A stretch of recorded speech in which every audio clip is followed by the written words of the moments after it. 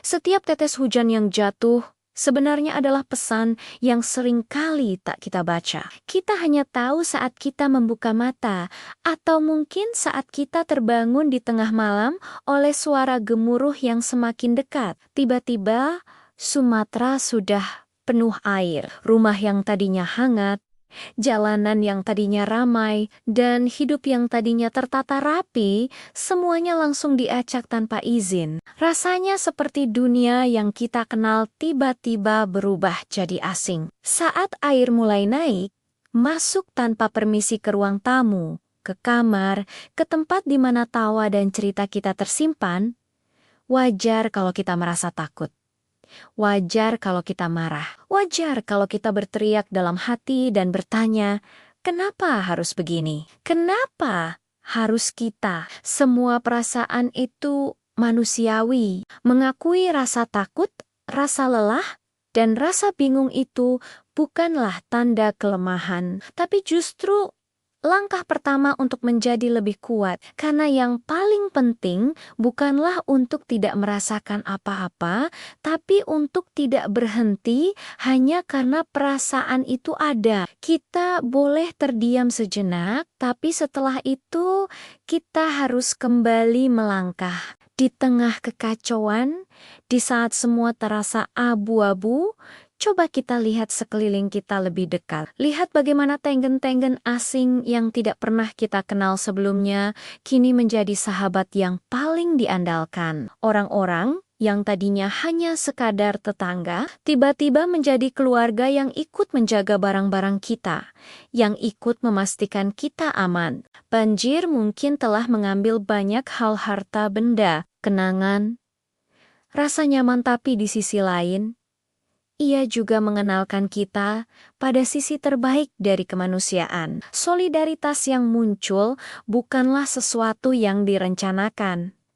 Ia lahir begitu saja dari hati yang peduli. Perahu karet yang datang, sebungkus nasi hangat yang dibagikan, atau sekadar tepukan di pundak, semuanya adalah bukti bahwa kita tidak pernah benar-benar sendirian. Lihatlah anak-anak itu. Di tengah genangan air yang keruh, mereka masih bisa menemukan cara untuk bermain. Tawa mereka mungkin terdengar lirih, tapi itu adalah suara harapan yang paling murni. Mereka mengingatkan kita bahwa air mungkin bisa menenggelamkan jalanan, menenggelamkan rumah, tapi ia tidak akan pernah bisa menenggelamkan mimpi dan semangat untuk hidup. Justru di tengah kekacauan inilah kita belajar pelajaran yang paling penting, bahwa bertahan itu bukan hanya soal seberapa kuat fisik kita, tapi soal terus berjalan meski lutut gemetar. Bertahan adalah soal menemukan alasan untuk tersenyum,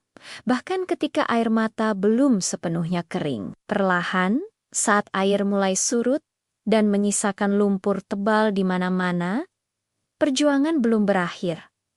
Justru disinilah babak baru dimulai. Proses membersihkan, membangun kembali apa yang rusak, dan menata ulang hidup dari awal. Ini adalah bagian yang paling melelahkan, tapi juga yang paling membanggakan. Kita bangkit bukan karena semuanya menjadi mudah, tapi karena kita sadar kalau bukan kita yang melakukannya, siapa lagi? Pulau ini adalah rumah kita, dan setiap sudutnya adalah tanggung jawab kita bersama. Sejarah telah mencatat kita sudah pernah diuji berkali-kali oleh alam, dan setiap kali ujian itu datang, kita selalu kembali dengan cerita yang lebih tebal, dengan ikatan yang lebih kuat. Langit perlahan mulai cerah. Sinar matahari yang hangat mulai turun, menyentuh permukaan air yang tenang, seolah memberikan janji bahwa hari yang lebih baik akan datang. Sumatera mungkin basah kuyup hari ini, lumpur mungkin masih menempel di dinding-dinding rumah,